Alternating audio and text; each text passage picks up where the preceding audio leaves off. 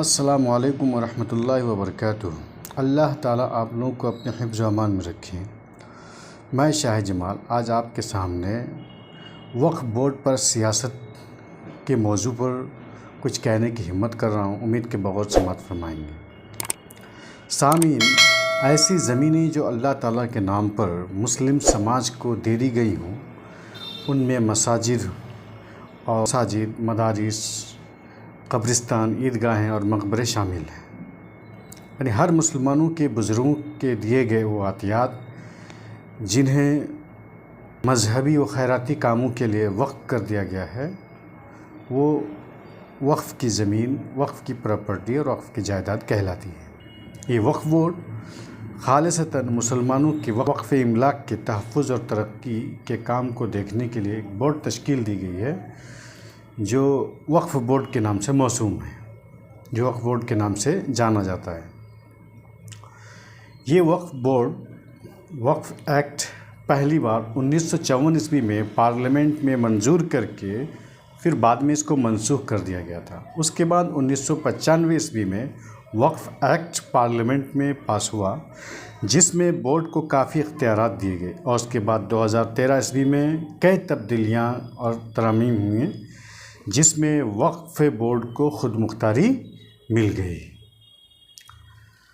अब ये है कि कितनी प्रॉपर्टी इनके पास है, तो इसको जानना हमारे लिए बहुत ज़रूरी है। सीना और रेलवे के बाद वक्फ़ के पास सबसे ज़्यादा ज़मीनें हैं। कैथोलिक चर्च ऑफ इंडिया वो बोर्ड है जिसके पास सरकार के बाद सबसे ज़्यादा ज़मीनें हैं। पूरे भारत में वक्फ़ बोर्ड के पास अचल संपत्ति 8,72,321 है और चल संपत्ति 713 है। यहाँ पर सवाल उठता है कि चल संपत्ति और अचल संपत्ति किसे कहते हैं। सामने इकराम, अचल संपत्ति मूवेबल संपत्ति है जो ज़मीन से लगी हुई नहीं है, उसको एक जगह से दूसरी जगह मुंतकिल कर सकते हैं, लेके जा सकते हैं। जैसे किताबें हैं या बर्तन है, सामान है, और भी दूसरी चीज़ें इस तरह की जो मुंतकिल कर सकते हैं, वो चल संपत्ति है। अचल संपत्ति उसी का अपोजिट है। इमूवेबल प्रॉपर्टी वो जायदाद या ऐसी जायदाद जो ज़मीन से लगी हुई नहीं है, जिसको एक जगह से दूसरी जगह मुंतकिल ना किया जा सके, जैसे मकान, दुकान, फैक्ट्री, कंपनियां वगैरह। वक्फ़ एक्ट 1995 के सेक्शन 3 के मुताबिक अगर कोई जायदाद किसी भी मकसद के लिए मुस्लिम कानून के मुताबिक मुक़द्दस, मजहबी या खैराती अगर समझी जाती है, तो वक्फ़ जायदाद बन जाएगी। और 1995 के बाद से लेकर 2013 तक का जो कानून है वो यही कहता है कि ज़मीन किसकी है, ये जो ज़मीन किसकी है वो वक्फ़ बोर्ड तय करेगा।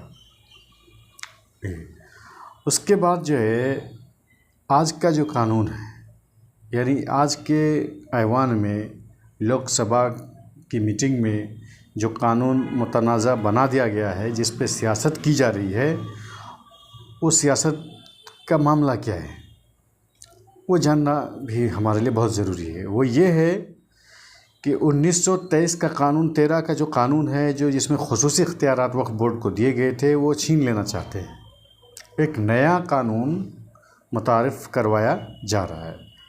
वो ये है कि वक्फ़ जायदाद का पहले सर्वेयर और वक्फ़ बोर्ड तय करेगा, ऐसा था। अब इसमें यह है कि वक्फ़ जायदादों का या वक्फ़ प्रॉपर्टी का जो फ़ैसला है और तयन है, वो सर्वे के बाद कलेक्टर या डिप्टी कलेक्टर करेगा, वक्फ़ बोर्ड नहीं करेगा। हुकूमत का जो कहना है वो बज़ाहिर तो सुनने में और देखने में अच्छा लगता है, मगर ये जो प्रॉपर्टी और इमलाक है वो मुसलमानों के हाथों से निकलती नज़र आ जाएगी। औकाफ की जायदादों पर माफिया के कब्ज़े का ख़ात्मा है। और दूसरी तरफ मुस्लिम तंजीमों का कहना है कि हुकूमत ने ऐसा रास्ता खोल दिया जिसके बाद मुसलमानों की वक्फ़ जायदादों को अब गैर मुस्लिम एडमिनिस्ट्रेटर चलाएंगे। चूँकि ये सरासर नाइंसाफ़ी है। ये ज़मीनें जो वक्फ़ की हुई हैं, ख़ुद ये मुसलमानों के बुज़ुर्गों की वक्फ़ की हुई हैं। अब ये हुकूमत के अंडर में तो हैं, लेकिन हुकूमत के अंडर में जो माइनॉरिटी के हिसाब से वक्फ़ बोर्ड है, उसके हिसाब से ही चलना चाहिए, जिसके मुंतज़मीन वक्फ़ बोर्ड के मेंबरान हों। अब इसमें हमारी ज़िम्मेदारी क्या बनती है? हमारी ज़िम्मेदारी ये बनती है कि हम बहैसियत मुसलमान एक हिंदुस्तानी शहरी के नाते वक्फ की जायदाद की हिफाजत के लिए हर मुमकिन कोशिश करें और उसके तहफ़्फ़ुज़ के लिए जो भी तंजीमें काम करती हैं उनके साथ हम हर महाज पर खड़े हो जाएं। और इस तरीके से अगर किन रियासत में यानी किस सूबे में कितने वक्फ की जायदाद हैं वो तफसीलात मैं किसी दूसरे वीडियो में इंशाअल्लाह बताऊंगा। अगर फिलफोर आपको ज़रूरत हो और आप फ़ायदा उठाना चाहें तो डिस्क्रिप्शन में स्टेट वाइज जो सूबे के पास वक्फ की जायदाद हैं वो लिख दिए जाएंगे, आप वहाँ से कॉपी पेस्ट कर सकते हैं।